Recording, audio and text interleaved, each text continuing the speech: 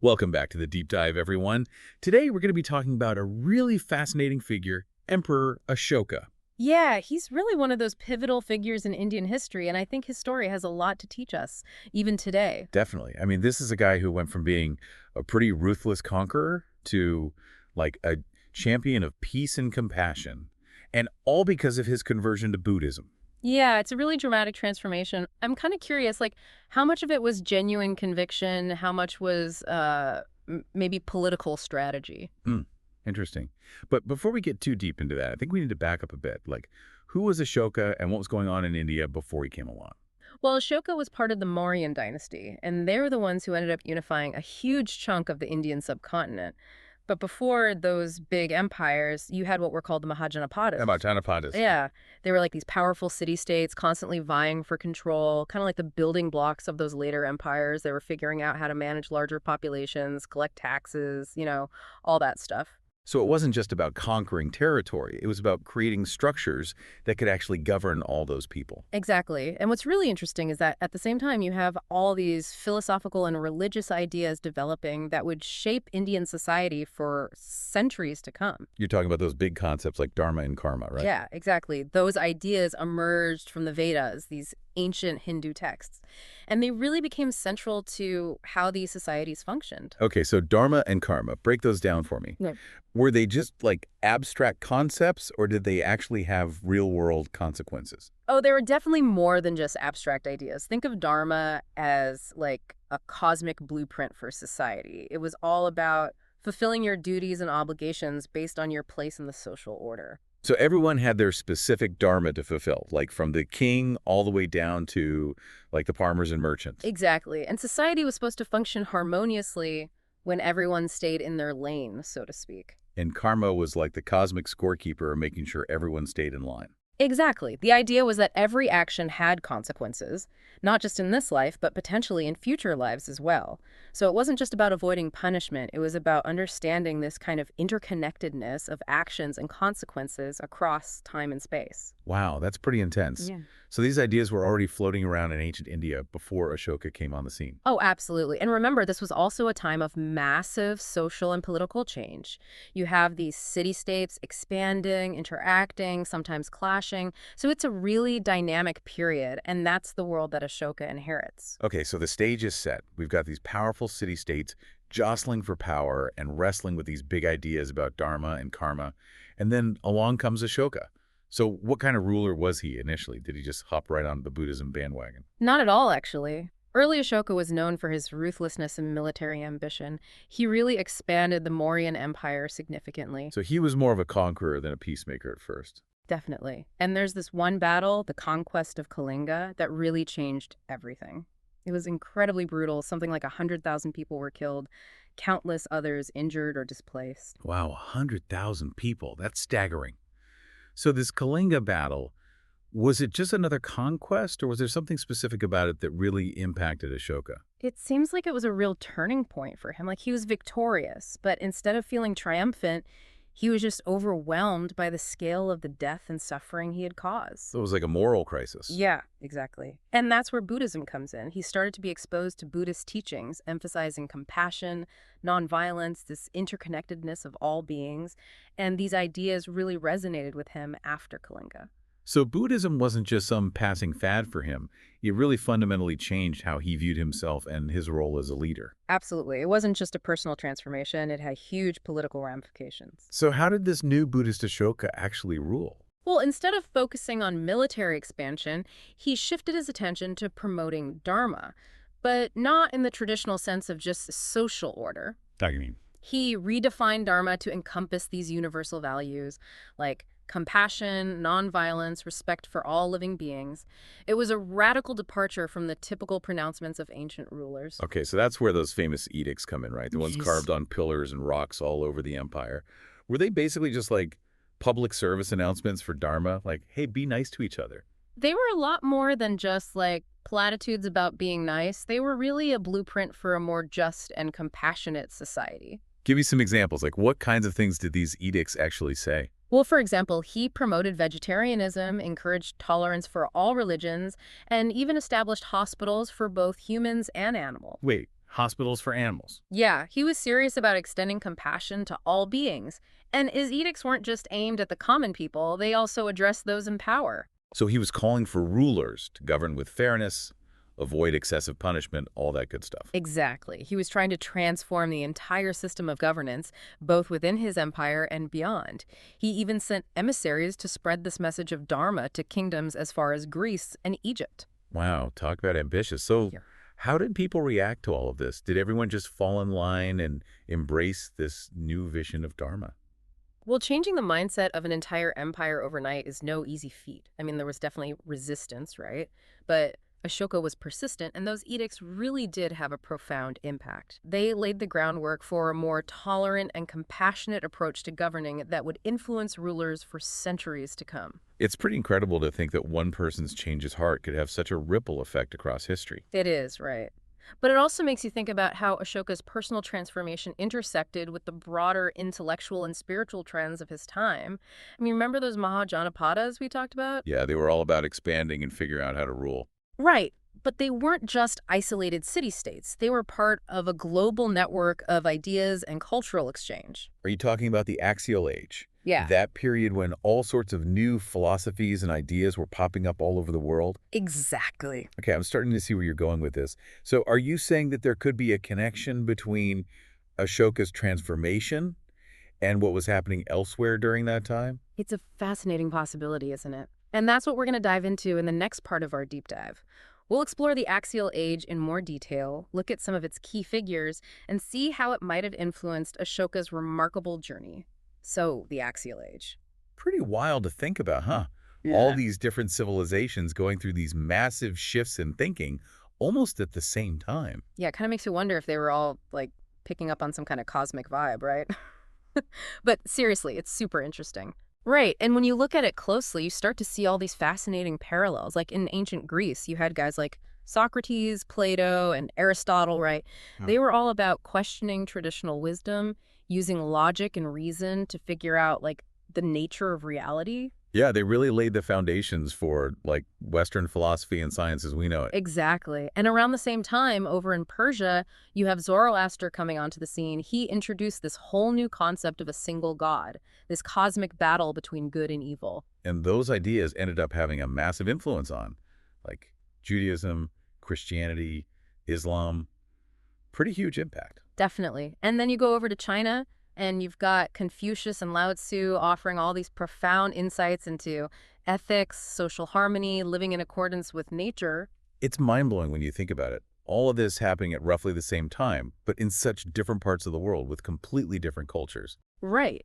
But what's even more wild is that these Axial Age thinkers, even though they were separated by, like, thousands of miles and had totally different cultural backgrounds, they were actually grappling with similar questions. Like what? Like the nature of reality, the meaning of life, humanity's role in the cosmos, morality, purpose, the big stuff. So they were all searching for some kind of moral compass, a Yeah. new way of understanding our place in the universe. Exactly. And Ashoka's transformation, his whole embrace of Buddhist principles, fits right into this pattern. You mean the emphasis on compassion, nonviolence, the interconnectedness of everything? Exactly. It's like he was tapping into this global zeitgeist, this shift toward a more ethical, compassionate worldview. So Ashoka's story isn't just about one man's conversion. It's about how these individual transformations can reflect and maybe even influence these much larger cultural shifts that are happening all over the world. Right. And that raises a really interesting question. If Ashoka was influenced by this Axial Age energy, how did his actions, in turn, influence the course of history? Not just in India, but globally. That's a great question. We've talked about his edicts, how they promoted more just and compassionate society. But did they actually stick? Like, did his ideas really take root and have a lasting impact? Well, Ashoka's reign is often considered a golden age in Indian history. There was peace, prosperity, a real flourishing of culture. And his edicts, those inscriptions on pillars and rocks all over the empire, they served as this constant reminder of his vision. They're like giant billboards for dharma. Exactly. And those messages continued to resonate long after Ashoka was gone. His emphasis on nonviolence, tolerance, social welfare, it really influenced later Indian rulers. And his edicts even inspired generations of artists, writers, philosophers. So he wasn't just a ruler. He was like a cultural icon, a symbol of this more enlightened way of governing. Exactly. And his legacy extended beyond India, too. His emissaries carried his message to neighboring kingdoms, and then centuries later, when his edicts were rediscovered in the 19th century, they actually inspired leaders and activists all over the world. Like, think about figures like Gandhi and Martin Luther King Jr. They both drew inspiration from Ashoka. Wow. So this ruler from ancient India ends up having this huge impact on modern social justice movements. That's incredible. It really shows you the power of ideas, right? How they can transcend time and space, inspire people across cultures and centuries. But it also reminds us that even the most well-intentioned leaders, they still operate within these complex systems of power. And their legacies are often, kind of messy, a mix of progress and contradiction. Okay, that makes sense. So we've seen how Ashoka's personal change connected with this bigger Axial Age thing and how his actions had this lasting impact on India and the world. But I'm also curious, like, what happened after his reign? Did his successors just keep the Dharma train rolling? Well, history rarely works out that neatly, right? Ashoka's successors, they had their own issues to deal with, and eventually the Mauryan Empire declined. But Ashoka's vision, that focus on dharma, it remained this really powerful ideal, something that later rulers were measured against. So even though his empire eventually crumbled, his ideas continued to shape Indian political thought. Definitely. And what's super interesting is how later rulers and thinkers actually reinterpreted Ashoka's legacy to fit their own, agendas and contexts. So his story became this kind of political and cultural touchstone, like something that people could use to support their own ideas about how society should be run. Exactly. And that process of interpretation, reinterpretation, it's still going on today.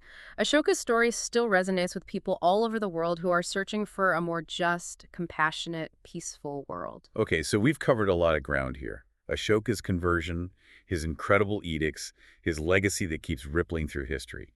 But there's one more layer I think we need to peel back here. Oh, and what's that? Well, we've talked about Ashoka as this, enlightened ruler, this champion of Dharma. But he was also a product of his time, a ruler who inherited a pretty messed up social system. Ah, you're talking about the caste system. Yeah, it's a big one. We can't really talk about ancient India without addressing it, especially when it comes to Ashoka. Right. We touched on it earlier, like how Dharma was kind of seen as this cosmic job description, right? But how did Ashoka, with all his talk about compassion and equality, how did he deal with this system that was inherently unequal? Yeah, that's the million-dollar question, right? It's something that historians still debate. Did Ashoka's conversion to Buddhism lead him to, directly challenge the caste system? Or did he see a way to, reconcile those Buddhist principles with the existing social order? Did he try to dismantle the system or just kind of reform it from the inside? It sounds like there's not really an easy answer. Nope, no easy answers here. That's what makes history so interesting, right? It's not just about memorizing dates and names. It's about wrestling with these ambiguities, with the complexities of human motivation, and understanding how even the most well-intentioned people are shaped by the systems they inherit. It's a good reminder that history is never black and white, right? Yeah. It's all nuance, contradiction, multiple perspectives. And Ashoka's story, with all its twists and turns, it really exemplifies that. Absolutely. And as we dig into this next chapter of Ashoka's story, this whole issue of the caste system, it's important to keep that complexity in mind. We need to be careful not to impose our own modern values and judgments onto the past. Right. Judging historical figures by today's standards doesn't really help us understand the choices they made in their own context. Exactly. So with that in mind, let's dive into this fascinating and often debated relationship between Ashoka and the caste system. All right. So Ashoka and the caste system. It's going to be interesting. I mean, we're talking about a system that's built on inequality, and yet Ashoka is all about compassion and justice. How does that work? Yeah, it's a real head scratcher. We have to remember the caste system was totally ingrained in Indian society. Ashoka couldn't just snap his fingers and make it disappear. So even with his big transformation, he was still, limited by the realities of his time. To a certain extent, yeah. But he didn't just ignore the issue. If you look at his edicts, you see this real concern for social justice, for the well-being of all his people. He keeps saying over and over that everyone deserves to be treated with respect and fairness, no matter their social status. Are there any edicts that specifically address the caste system? There's one that really stands out. It says, "All men are my children, and just as I desire for my children that they should enjoy every kind of prosperity and happiness both in this world and the next, so also I desire the same for all men." Wow, that's a powerful statement. Right. It's like he's saying that everyone's equal in the eyes of, In his eyes, anyway. Exactly. And in another edict, he tells people to avoid all the bad stuff. Slander, harshness, anger, pride, envy. He really pushes the idea of self-control, generosity, compassion. Those are the qualities he believed that could create a more harmonious and just society. So it sounds like instead of attacking the caste system head-on, he focused on promoting values that could, like, chip away at its foundations. That's one way to look at it. Some scholars think Ashoka was trying to challenge the caste system in a more subtle way.